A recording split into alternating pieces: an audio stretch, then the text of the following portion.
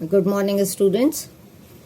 आज हम समाज सुधारक और सामाजिक कार्यकर्ता रमाबाई के बारे में बात करेंगे, जो संस्कृत की प्रकांड पंडित थीं और साथ ही उन्होंने महिला उत्थान कार्यक्रम को भारत में प्रारंभ किया था।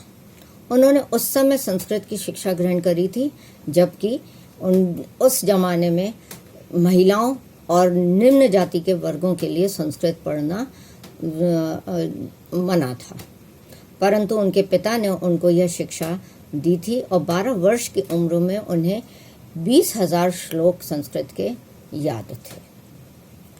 1877 के अकाल में वे अपनी माँ बाप और एक बहन को खो चुकी थी। अपने भाई को साथ में लेकर वे संस्कृत के शिक्षा के प्रचार और प्रसार के लिए भारत की यात्रा पर निकल चुकी थीं और इस यात्रा के दौरान वे संपूर्ण भारत में घूमी और उनकी प्रसिद्धि कलकत्ता तक में पहुंची। वहाँ के पंडितों ने उनको भाषण देने के लिए, संस्कृत पर अपने विचार व्यक्त करने के लिए बुलाया था।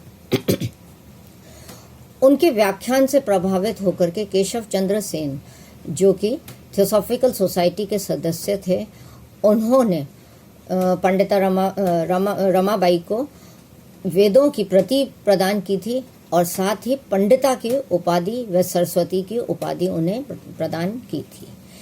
इसके बाद से वो पंडिता रमाबाई सरस्वती के नाम से जाना जाने लग गई थी। कलकत्ता में रहते हुए ही उन्होंने अपने भाई के साथ में मिलकर विधवाओं तथा स्त्री शिक्षा के प्रसार का कार्यक्रम व छोटी जाति के लोगों को ऊपर उठाने का कार्यक्रम प्रारंभ कर दिया था, परंतु 1880 में ही उनके भाई की मृत्यु हो गई और वे पुनः अकेली हो गई थी। ऐसी स्थिति में उन्होंने कलकत्ता के ही एक वकील विपिन बिहारी के साथ में विवाह किया। यह विवाह उस समय तहलका मचा देने वाला था, क्योंकि वे एक उच्च वर्णीय ब्राह्मण की पुत्री थी और उन्होंने निम्न जाति के पुरुष से विवाह किया था। उनके इस कृत्य का विरोध कलकत्ता में हुआ, जिसके कारण से वे कलकत्ता छोड़ करके सिलचर आसाम में रहने के लिए चली गई थी। वहाँ रहते हुए ही 1882 में उनके पति को हैजा हुआ, जिसमें उनकी मृत्यु हो गई। इस समय तक वे एक पुत्री की माँ बन चुकी थी, जिसका नाम मनोरमा था। उसको लेकर के पति की मृत्यु के पश्चात वह पुनः अपनी जन्मस्थली महाराष्ट्र की ओर लौटी। उनका सबसे पहला डेरा पुणे में डला, जहां पर उन्होंने महादेव गोविंद रानाडे के साथ में मिलकर आर्य महिला समाज की स्थापना करी। अब हम पंडिता रमाबाई के द्वारा किए गए कार्यों की बात करेंगे। सबसे पहला कृत्य जो उन्होंने सामाजिक सुधार के लिए शुरू किया था, वह था उनका आर्य महिला समाज की स्थापना। इसकी स्थापना का यह उन्होंने महादेव गोविंद रानाडे के साथ में मिलकर के किया था। इसकी स्थापना का मुख्य उद्देश्य था उच्च वर्णीय ब्राह्मण जो विधवाएं थीं, उनको शिक्षा दी जाए। इसलिए उन्होंने कई स्कूल भी खोले। इसी के साथ साथ बाल विवाह को रोकना इस संस्था का मुख्य कार्य था। शिक्षा के लिए उन्होंने कार्य काफी वृहत स्तर पर किया था, क्योंकि उनका मानना था कि खुश रहने का मुख्य उपाय पूर्ण स्वतंत्रता है और पूर्ण स्वतंत्रता तभी प्राप्त होती है जब हम शिक्षा की प्राप्ति कर लेते हैं। उनके अनुसार शिक्षा जो है एक बहुत बड़ा अस्त्र है और कभी ना खत्म होने वाला या नष्ट होने वाली दौलत है।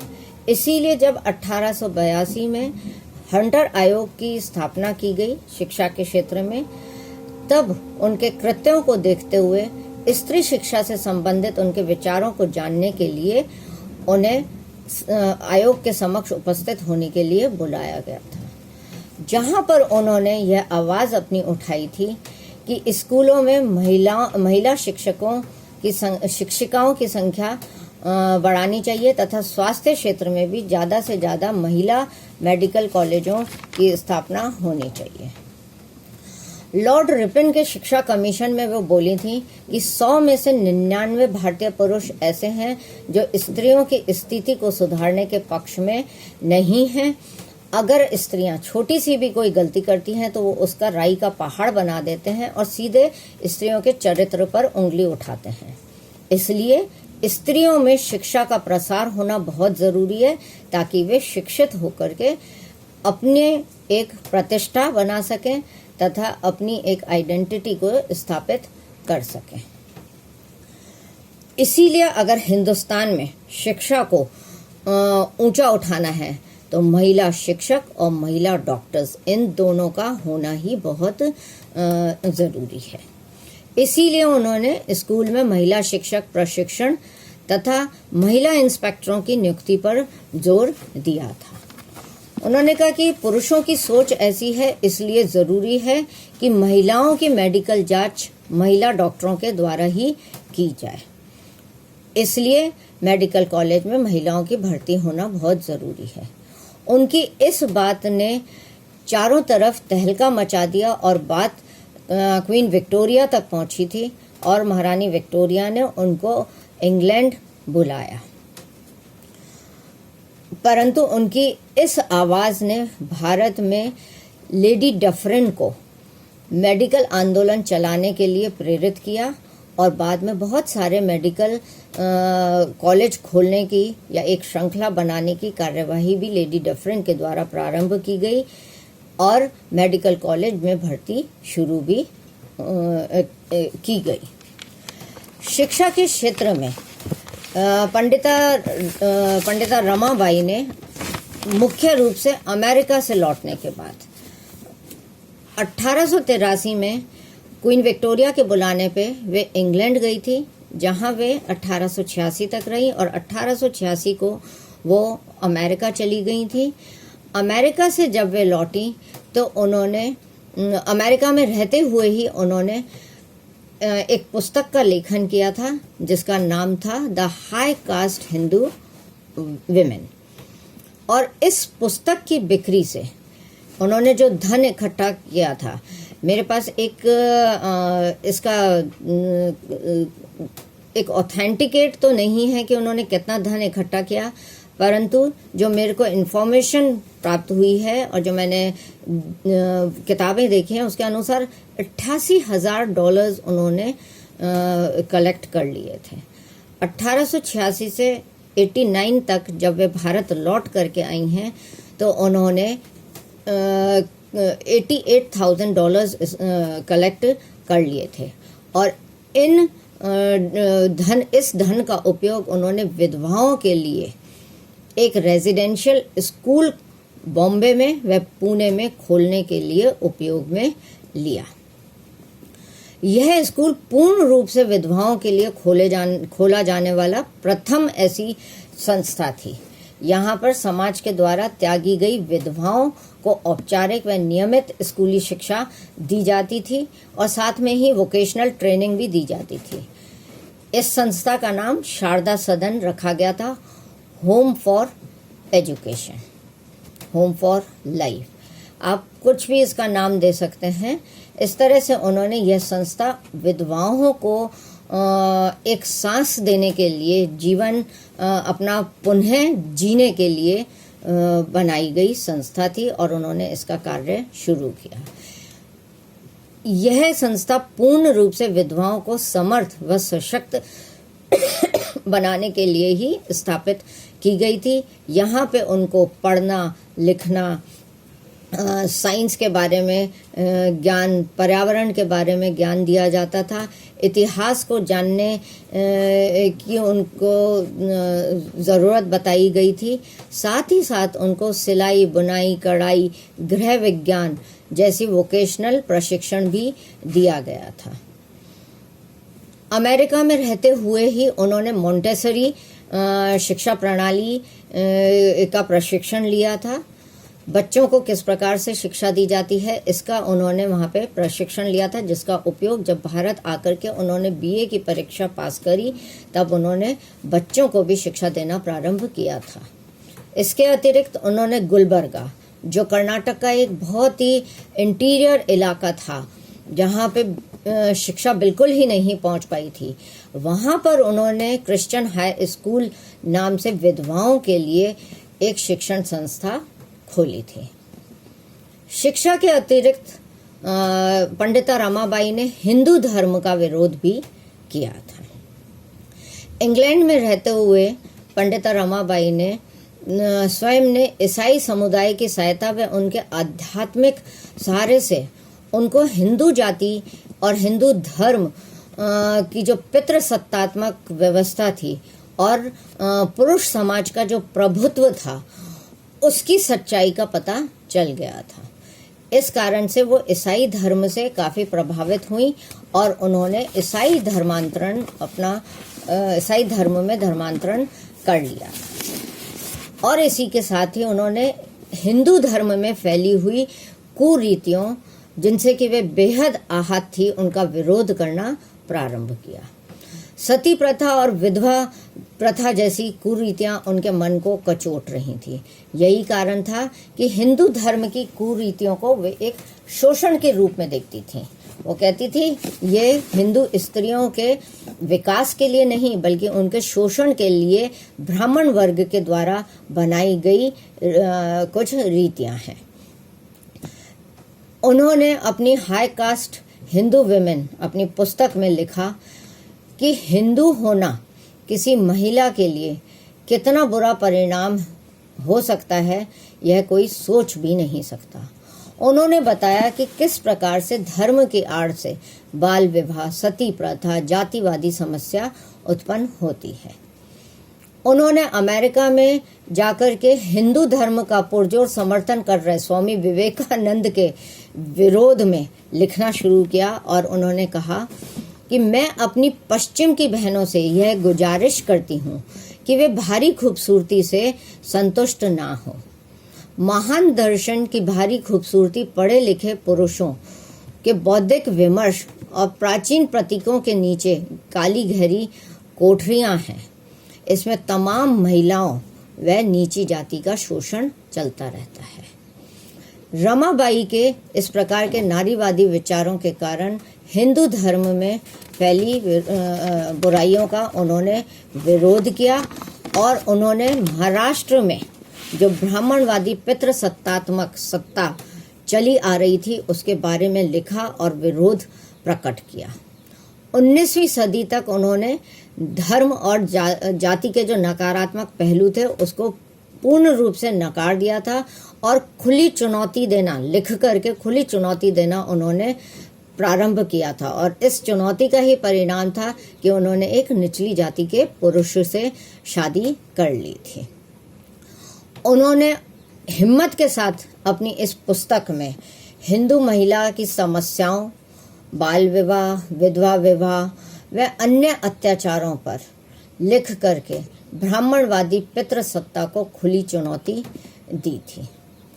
इस पुस्तक का अमेरिकन समाज पर इतना ज़बरदस्त प्रभाव पड़ा था कि वहाँ पर उन्होंने अमेरिकन रमाबाई एसोसिएशन की स्थापना करी और रमाबाई को यह आश्वासन दिया कि भारत में वे इस महिलाओं की शिक्षा के लिए जो भी प्रयास करेंगी उसमें वे वित्तीय सहायता देने के लिए बिल्कुल तैयार हैं और अगले 10 वर्ष तक का जिम्मा उन्होंने ही उठा लिया था कि वे भारत में शिक्षा के प्रसार के लिए अपना धन उन्हें देंगी।